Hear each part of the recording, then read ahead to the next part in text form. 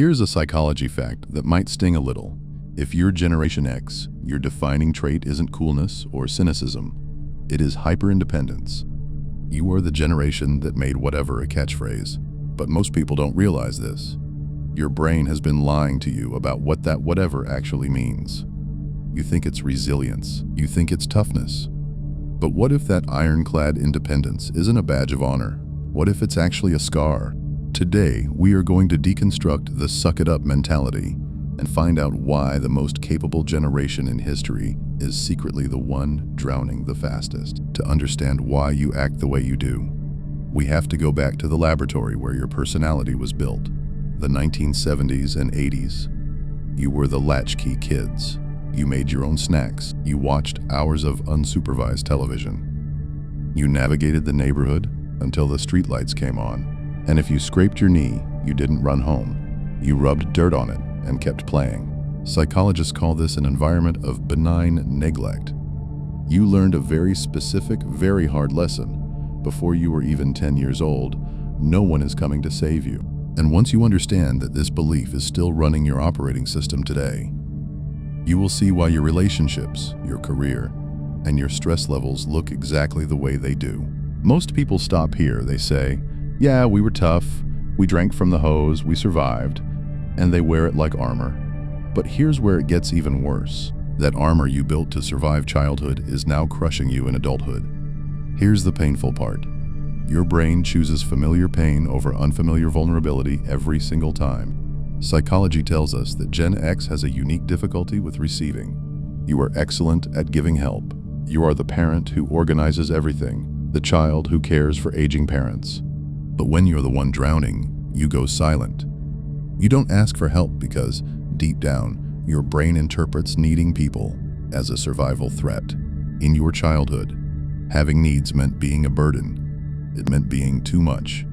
So you learned to suppress your needs to stay safe. You learned that sucking it up was the only way to be loved, or at least the only way to not be a problem. But here's the part nobody wants to admit. The reason you're so exhausted right now isn't just because you're getting older.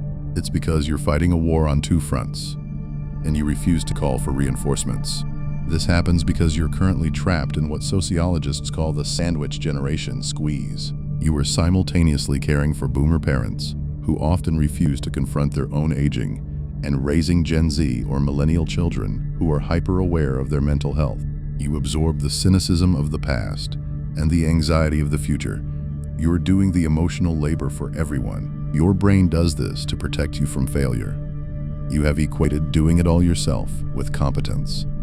If you ask for help, you feel like you're dropping the ball. You feel shame.